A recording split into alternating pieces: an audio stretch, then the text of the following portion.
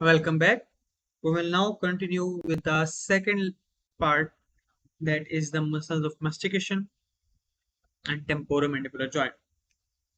So let's start with the muscles of mastication. I will prefer to go through the 3D model. Let's go there. So let's talk about the muscles of mastication. There are four muscles that we are going to discuss. These are temporalis, masseter, lateral pterygoid, and medial pterygoid.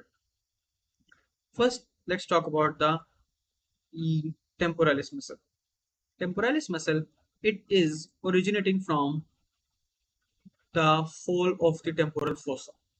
It is basically originating from the inferior temporal line. You can see right here. It is originating from the fascia that is covering on the top of it. We are not seeing it here, and it will go down and insert into the coronoid process of mandible. Like, see, it is inserting into the coronoid process of mandible.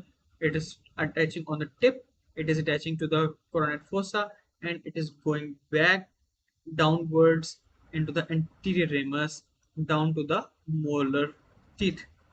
Here it will fall retromolar fossa also.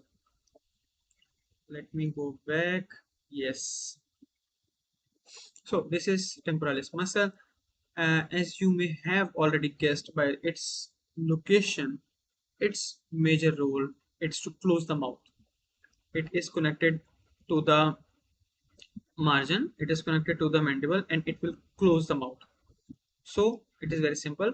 However, its function can be divided into two parts. If you look at the direction of the fibers, if you look at the direction of the fibers that are most interior, they are running in this direction, and the fibers that are most posterior are running in this direction. So the anterior fibers that are majorly responsible for pulling the mandible upward. They are responsible for closing the jaw.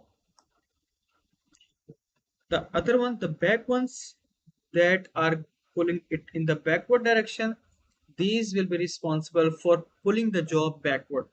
Usually you don't need it, but if the jaw is protruded front, you need to retract it like this. Right? So this back action was done due to this, due to temporalis muscle. So this is about the temporalis bone, its origin, temporalis fossa. Its origin is shown right here. This is the temporalis fascia that is covering it. I will go into the little detail of the temporalis fascia also, and its insertion and its function. Closing of the mouth, and then we come to this muscle. This is known as masseter muscle. Masseter muscle is supplying masseter muscle is the one that is closing the jaw. It is originating from the zygomatic bone, you can see here, and it has two heads, the superficial head and the deep head. Let me show you, differentiate between the two. This is the superficial head and this is the deep head. This is the deep head. Let me go back and make this superficial head a little transparent.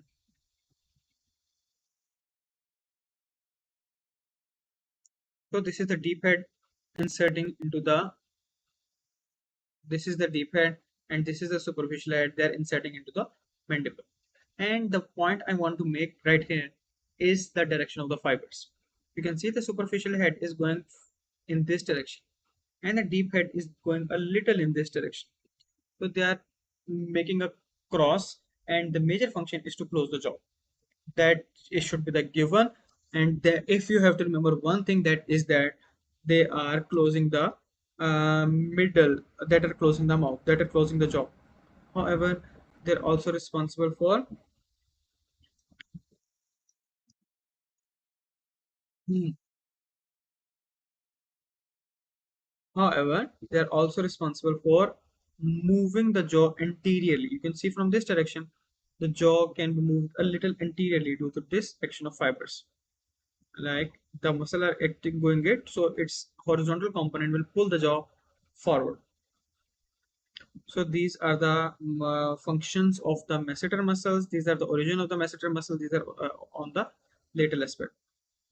So you can revise these things on this picture.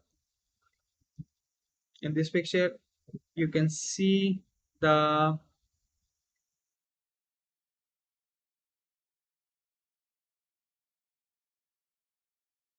in this picture you can see the masseter muscle, its origin insertion. Here the insertion point is cut deeper part, superficial part, and here you can see that the masseter muscle is supplied by the artery from the maxillary artery and from the branch of mandibular division just through the notch, supramandibular notch. The fibers are coming to supply the muscle. We talked about the temporalis. Let's talk about the muscles that are inside. They are a little tricky. These are the pterygoid muscles. So first talk about the medial pterygoid muscle. Everyone has a different way of thinking, and I don't hope for each of the person to think the way I do. You may be thinking in better terms than me, but what I like to think is that masseter on the outside and medial pterygoid on the inside, they are like forming a burger. They are forming a sandwich. In between them there is a ramus of the mandible. So let me get to here. You can see the masseter here and this medial pterygoid here and masseter here, they are running in the similar direction. You see, masseter, if it was not cut, it would have been running in this direction, moving to the zygomatic arch. Masseter here and zygomatic to the back, they are both running in the similar directions, and in between them there is the ramus of the mandible. So this is one thing. So this will give rise to the fact that they will have a similar function in closing the mouth, and they will have a similar function in moving the jaw forward, in protraction of the jaw, because it is again covered to the anterior aspect. So what are its origin? Its origin is consisting of two heads, superficial head and deep head. Both of heads are arising from the two aspects of this bone, the lateral pterygoid plate, the part of the sphenoid bone, the lateral pterygoid plate. So this medial head, it's coming from the medial aspect. The lateral head is coming not technically from the lateral aspect, but in front of it from the here. If you have remember, there was the this pyramidal process. There was this pyramidal process of the palatine bone. So it is basically originating from some of it. It is originating from the pterygoid plate, but it is originating from the pyramidal process of palatine bone and maxilla, and these two, they come down and they get inserted on the angle of the mandible from the inner aspect. So this is medial pterygoid plate. Lateral pterygoid, medial pterygoid muscle. Lateral pterygoid muscle. It has again two heads. This is the lateral pterygoid muscle, the one that is originating from the lateral aspect of the lateral pterygoid. The second, it is originating from the inferior aspect of greater wing of sphenoid.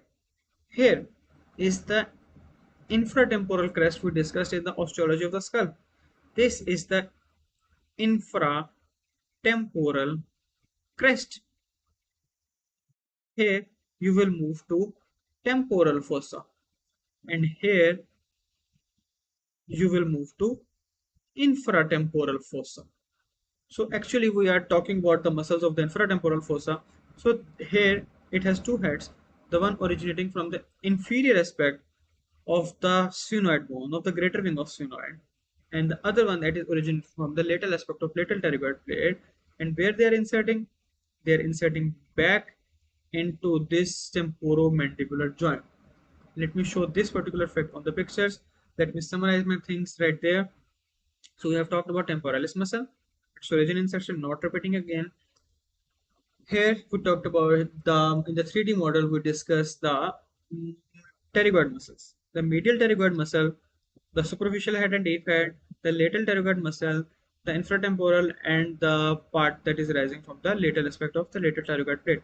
It is inserting by merging with the articular disc of temporomandibular joint. It is technically inserting into temporomandibular joint. So it is basically major role. It's to pull the jaw forward, protraction of the jaw. So this is about it. Um, One thing that was to be discussed, that can be discussed, was the relation here. The medial masseter muscle, the medial pterygoid muscle, it runs. Let me go to the 3D model.